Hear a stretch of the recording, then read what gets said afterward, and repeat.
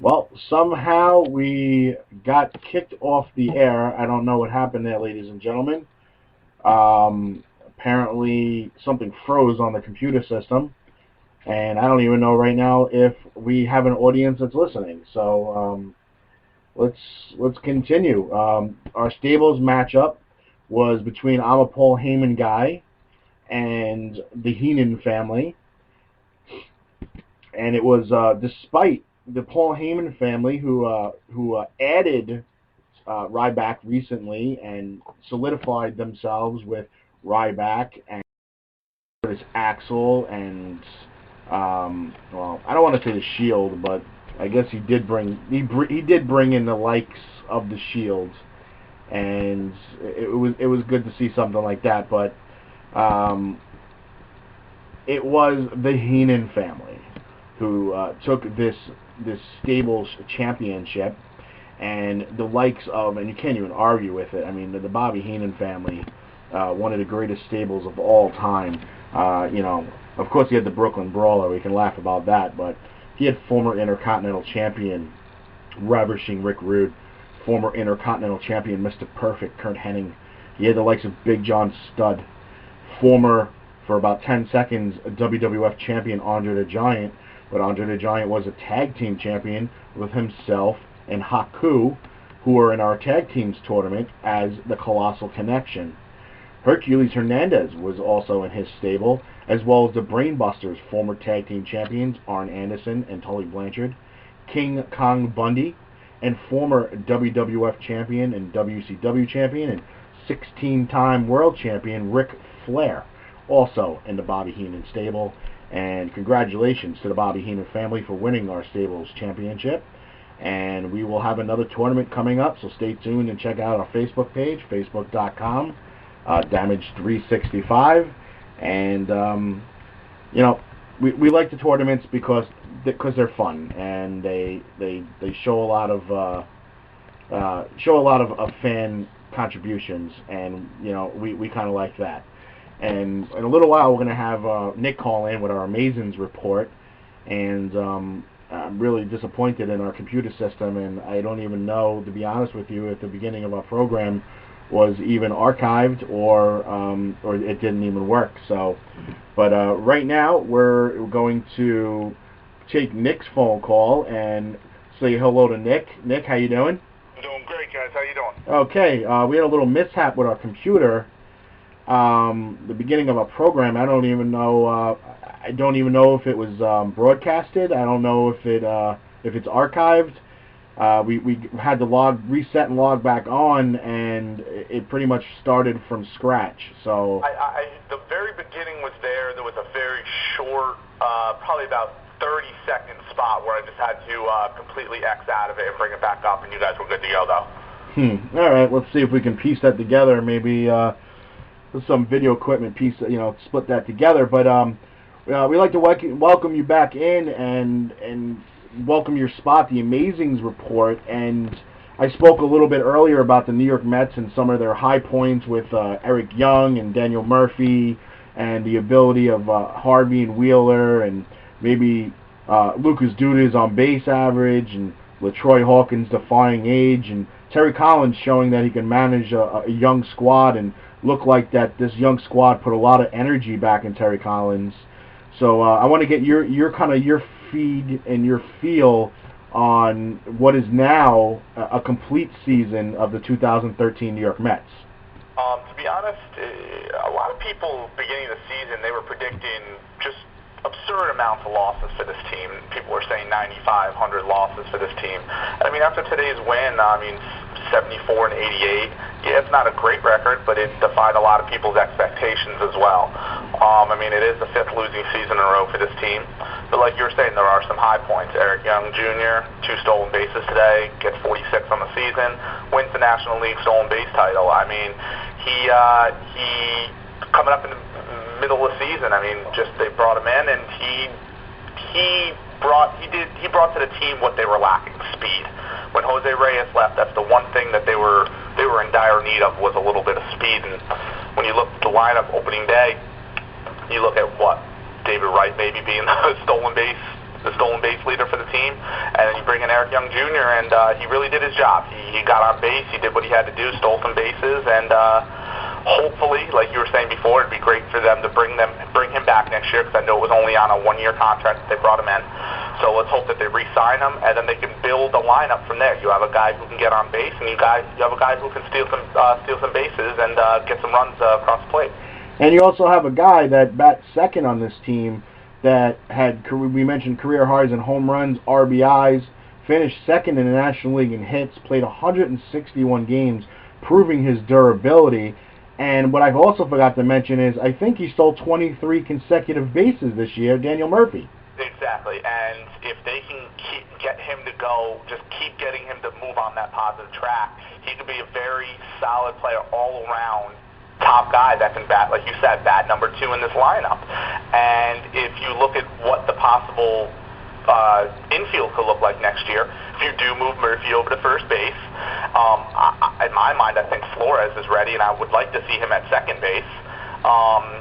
Shortstop, that's an open position right now, and I was going to get into that a little bit later about possibilities for shortstop. And then you obviously have right at third, and that's a solid infield right there. If Murphy can just pick up first base like he picked up second, I feel that they can do some damage.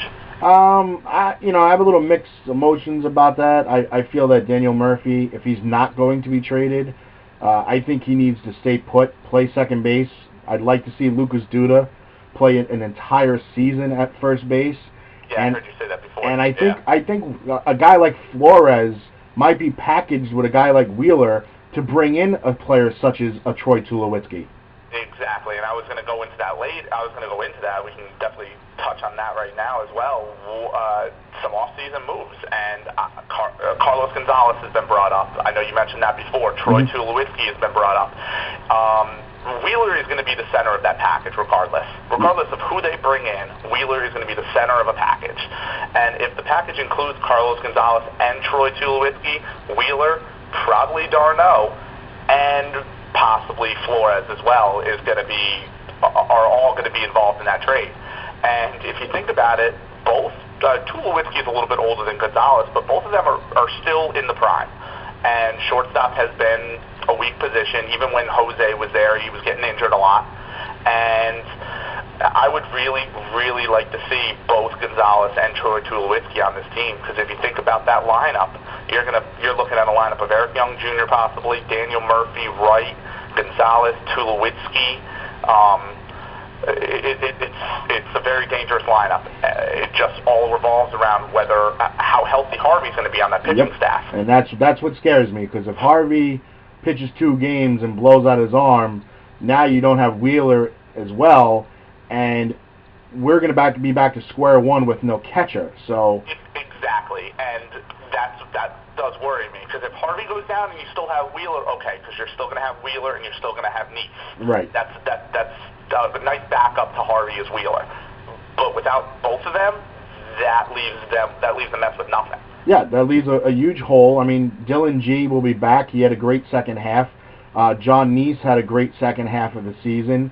Torres probably will be back as the possible number 5 guy, but if they trade Wheeler and Harvey's hurt, now you're looking at Neese as your number 1, G is your number 2, Torres is your number 3, and 2 gigantic question marks at 4 and 5. Exactly, and if Wheeler does get traded and Harvey comes back healthy, you only have that one little hole, right, where either you sign a veteran guy who's going to, I know you mentioned Moneyball before, maybe piece together some older guys to put into that end of that rotation, or you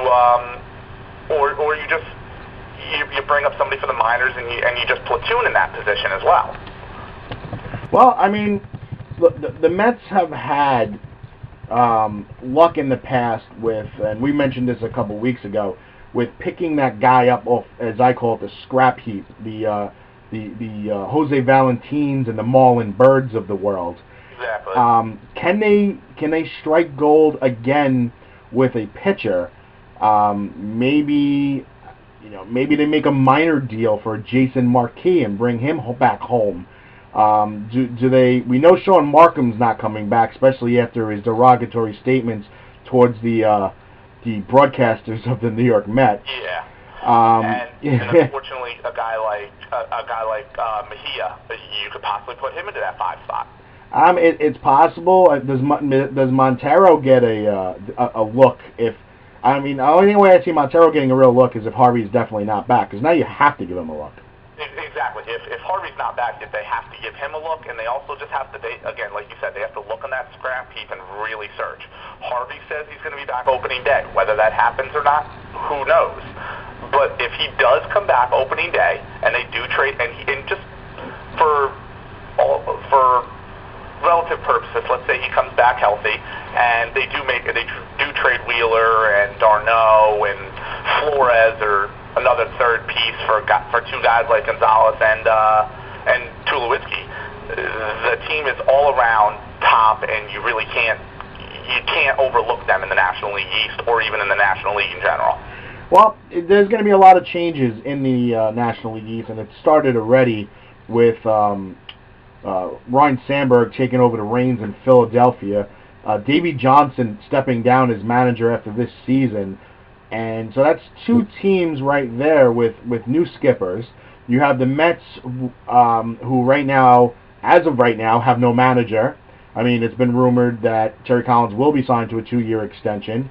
But I hope he does, to be honest. But again, that remains to be seen. So, anything can happen between now and 6 o'clock tomorrow evening.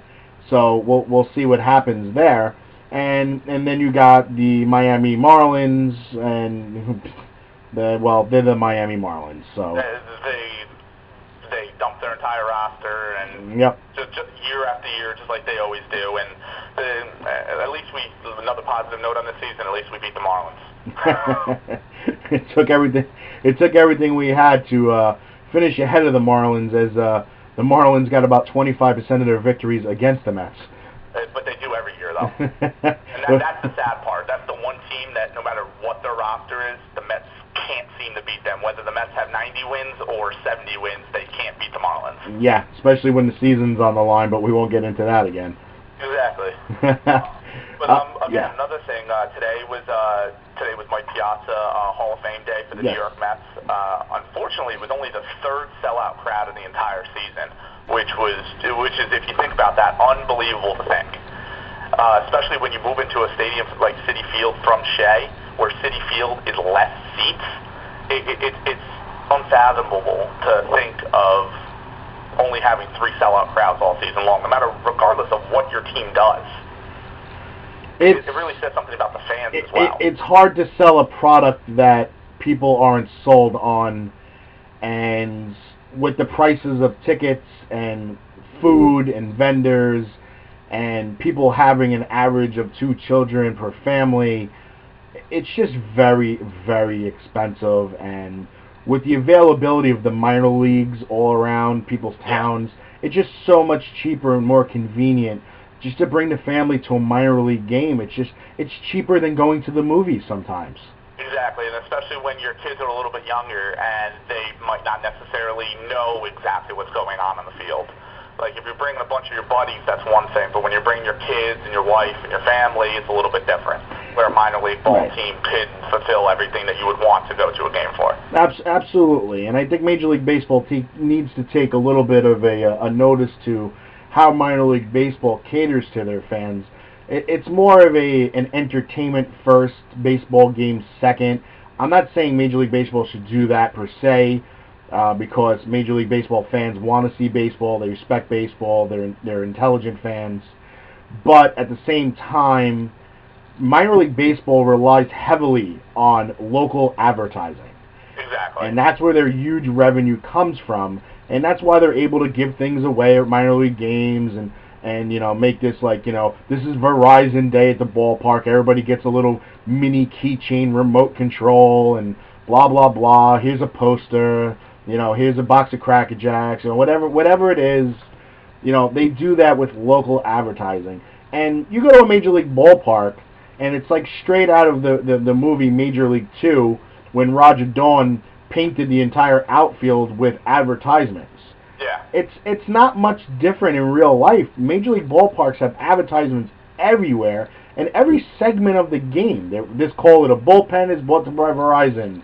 You know, they start talking in the announcers booth, and the announcers booth is sponsored by a plumbing company or something along that. Like, that's money coming in. That's revenue generated by non-baseball activity. Exactly. So even when you're at the game, like I was on Thursday, it's even when they bring it up on the big screen in the outfield, it's the players talking about this company or that company or so on and so on. yeah, well, let's use some of this money and let's give some things away at games that are going to get people to show up to the games.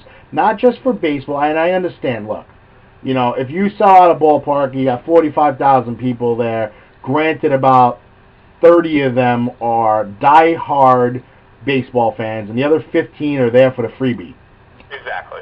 But you know what? You do what you got to do. I mean, you don't want cameras panning left or right or behind home plate and seeing tons and tons of empty seats. The Yankees are struggling with it. The Atlanta Braves have been struggling with it for years. Even teams that have sold out continuously, like the Baltimore Orioles, the Texas Rangers, and the Cleveland Indians, who always sold out their ballpark, they're now struggling to put fans in the seats. Exactly, and I'm actually going to post some pictures from the game on Thursday night, but if you look at the pictures that I'm going to post, the stadium was empty. I would guess that maybe there was 10,000 people there on Thursday night, which is just unbelievable to saying, yes, it's a weekday. But the team needs to do something to change that, like we were just speaking about. Give away some free things to bring some people to the ballpark. And in the Mets case, make a big trade that's going to make them a contender in the next year. And I really feel like that needs to be done because the way the stadium looked, there was two sections right behind the Mets dugout. I was behind the third base dugout. Those two sections right there, those were the only two sections that were even remotely close to being filled. And not only that, they just in general, they need to do it early. They need to make this splash early. If you wait until weeks before the baseball season starts, the fan has already lost interest. They feel nothing was done, nothing's different. I'm not buying tickets, I'm not buying packages, screw that. If you do it early, and I'm talking about probably around Christmas. I mean, I wasn't an Omar Minaya fan, but Omar Minaya gave us Christmas presents every year. Exactly. Okay, and it made the fans, I can't wait until the season starts. Yep, and they need to, like you said, they need to make moves as soon as possible because if they make those moves as soon as possible, make them by end of November, middle of December, Christmas time. Then you could throw in those 10 game packages, 25 game packages that are going to sell a lot more than they have been. I agree with you, and you know, myself, I don't know if you know about it. I'm a former season ticket holder myself. Yeah, you said that before. Yeah, I had season tickets for 6 years. 3 of them at a package, the package one. I had I think it was Mondays, Wednesdays, and Thursdays. And then I had full season for a couple of years. Just in 2000 alone, combined with the game I went to Yankee Stadium, and 2 that I went to in Philly and 1 at RFK, I went to a combined 74 games that season. Wow. And I watched every playoff game at Shea, and I watched all the World Series games at Shea versus the Yankees. I watched Bernie Williams settle under the fly ball to hit by Piazza to center field to end our season, and watched the Yankees celebrate on our field. But I can say that I was a part of history, and after 2001, we had, the disgusting 9/11 incident, and then Piazza bringing the fans back to life with his home run. After that season, I stopped my season tickets because the Mets jacked up all the prices of every ticket, whether it was package, full season, or even weekend games. And what were you getting? You were getting an aging Met team that was pretty much on the way down. We saw that in 2001. And what are you giving back? You're giving nothing back. You're giving a bad product still at Shea Stadium. You're giving nothing, no promise. Now we have promise. We have youth, we have excitement, we have energy, we have a manager willing to stick around and manage a young team. Now we need to make a splash. And I'm not talking about signing a Robinson Cano to $305 million. I'm talking about a splash by bringing in a Troy Tulowitzki, maybe a Giancarlo Stanton, bringing in some guys via the trade. Use your free agent signings to veteran guys that still have some gas left in the tank, like a LaTroy Hawkins or a LaTroy Hawkins type player. And let's piece this together and win a championship in the next 2 years, sort of like what the Yankees did from 96 to 99. Exactly. And if you want to compare it to the 96 to 99 Yankees, they built their team from the ground up. Like a guy like Mariano Rivera, Derek Jeter, all those two guys came up from the farm system. They worked their butts off. They didn't complain. They didn't ask for this $305 million contract that Cano's asking for. They brought in some older free agents who worked their butts off. They brought in some young talent. They mixed them together. They vibed together, and they won championships. And that's what the Mets need to do. They have the young talent in Harvey, Wheeler, David Wright's still young. He's a veteran. He knows the team. He knows the city. You bring in these guys like Stanton or Gonzalez. You bring in a guy like Tulowitzki via the trade. And then you spend little money here and there for these veterans to fill the spot at the end of the rotation, the end of the bullpen, like LaTroy Hawkins possibly, or just bringing another veteran to close. That's what they need to do. If they do that, the fans will show up at the stadium. They can't not do that. And while the fans are going to be very excited about this splash and the eagerness to have the season start, these players are going to have the same excitement. You have a player like Giancarlo Stanton who's playing in Miami. No future in winning with that team. You have Troy Tulowitzki and Carlos Gonzalez.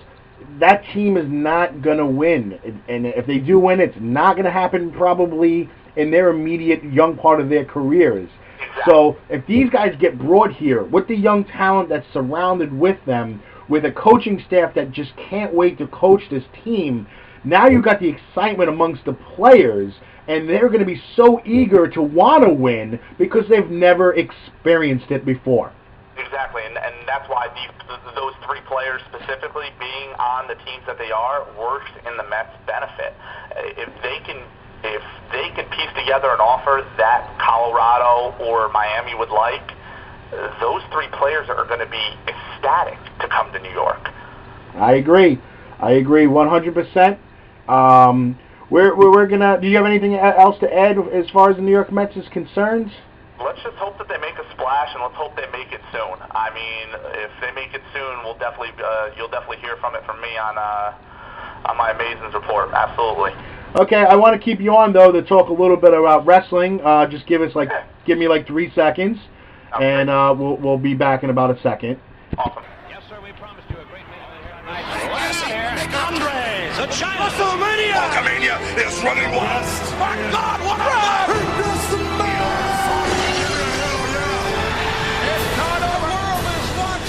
And we're back into our wrestling segment. We'd like to welcome back Nick, who just gave us our Amazins report, did an awesome job as always, but he is also a humongous wrestling fan, and he joined us last week on our Wrestling Roundtable, which not only did I loved it. It was my favorite show that we've done so far out of the 25, but it also got us our highest rating in most plays of our show in the year, the almost year that we've been doing this. So a lot of wrestling fans out there, and a very good job by Nick and Sarge and Nanny Raw for spreading the word and getting us out there for people to listen, especially the wrestling fans and the wrestling family. But I just want to get into a little wrestling. Daniel Bryan, your boy, my boy, everybody's boy these days. Daniel Bryan and Brie Bella getting engaged. I think it's great. I mean, they're both. Brie is she actually is very underrated in the ring. She worked hard to perform well, and I mean, I think everybody wishes them the best. I mean, Daniel Bryan we've heard a lot of stuff about him out of the ring. He's a very, very nice guy, and sadly, I have been watching Total Divas. Don't judge me, but they all seem very, even though some of it is scripted, they all seem very, those two seem very good together.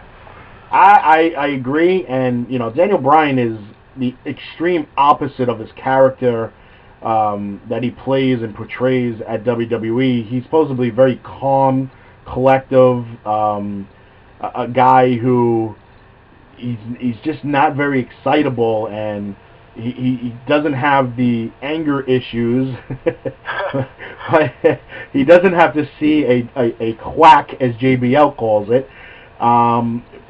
But it's just nice to see that he can go out of character of his real life and portray this version that we see on television, and really, really entertains us. And it's good to see. A lot of wrestlers get together with other female wrestlers and they have relationships. We've seen it. One of the Usos is dating a female wrestler, and John Cena's dating Bree's sister, and and so on and so forth down the road. You had Diamond Dallas Page, and you had The Undertaker, and Jerry Lawler, and that jerk Canadian that we won't mention his name, but so on and so forth. But congratulations to Daniel Bryan and Brie Bella, and I just hope they don't make a mockery of this in the with the storylines, because I know they already started it with Randy Orton confronting her in the back in the locker room, saying I was just going to say that's the first time that they've actually openly put it on television, on Raw, that is, saying that those two are together. But I have a feeling that also has to do with that you're already seeing them together on Total Divas. And I think they have to. With the power of the internet, WWE, it has been stepping up with putting a little reality into the entertainment part of the business. Even as when Stephanie McMahon was confronting Triple H, when Triple H and Vince McMahon were fighting, and she was calling him Paul. Exactly, and her also calling Big Show Paul, yes, who is that's his given name. Yes, I feel they're as some people, some internet wrestling fans say that breaking down that fourth wall a little bit as well, and not just wrestlers with their so-called pipe bombs and their promos, but just also the front office breaking down that wall a little bit. And I like to see that, because let's not pretend that wrestling is scripted. We know it is. Okay? We know it's a show. We know it's for entertainment purposes. This is not the 80s anymore, where we pick up the paper and see that Hacksaw Jim Duggan was picked up for DUI on his way back from the Nassau Coliseum, and the Iron Sheik and Nikolai Volkov were in the car with him. Okay? And then everybody's like, oh my God, they just fought each other. They hate each other. And then Vince McMahon's got to come out and say, well, our wrestlers don't make a lot of money, so sometimes they carpool. Yeah, it's nice to know that they're not trying to make wrestling fans look stupid. We're not stupid. We know it's scripted. We know that things happen for a reason. And it's nice for them to acknowledge that on television, because with the internet, we know a lot of things that are going on backstage and certain plans for months down the road or next week. We know that before some people backstage know it. Absolutely, and whether they have a technically a real leak within the company, like the rumor that's going around about this guy predicting every single match at a pay-per-view and being 100% correct. Or but something like that, I actually think is good for the business. And I say this, and I don't say this with a grain of salt, I say this seriously, because this forces WWE to change their game plan. Now, if you got somebody leaking it, you can change what you thought was going to happen on the fly. These guys are that good. The classic wrestlers, like the Hogans and the Savages and the Ric Flairs, and the Kurt Hennings, they used to decide the match prior, but they used to act it out in the ring. There was no practice. There was no, we're going to do this move and that move. They did it all in the ring, and and quietly too. Not like we see now, where you can actually read the lips of them talking to each other and them telling each other what the next move is going to be. Exactly, and you bringing up the fact that, like, practicing and everything like that, I remember towards WrestleMania time there was pictures going around of Undertaker and Punk working on their match, but they had this giant screen around the ring so nobody could remotely even come close to looking at it. They're practicing these things, and with a possible leak backstage, they're, like you said, they're able to change it like that. They're able to say, okay, this person was supposed to win, you know what, let's go with this person, and then maybe throw in a twist the next night on Raw or something along those lines. And I think they should do it, because now we're starting to get back into wrestling with the Daniel Bryants and the CM Punks and Antonio Cesaro and guys like that, the guys who can actually wrestle. And I don't want to leave out the three members of the Shield who are actually very, very good mat technicians. Exactly. And it's nice to see them wrestle. Like, there was in the mid to late 90s, you had very, very good technical wrestlers. And then in the early 2000s, you really got into that time period where not many people actually watched wrestling because the technicality portion of it really didn't exist. And now you're starting to get back into it with guys like Punk, Bryan, Cesaro, all the members of the Shield, guy like Ziggler, who is a good technician and can sell to a paper bag. I agree. I agree. I like Ziggler. I think he's better off as a heel. I don't really like him as face. I think he just doesn't play the character well as a face. But even the Miz, like the Miz makes a good heel as well. And you know, here's a guy that, you know, they took him from reality television, and they make it seem like, boom, you went from reality TV and now you're a wrestler, and they don't really give him the credit for all the hard work that he did behind scenes to become a wrestler.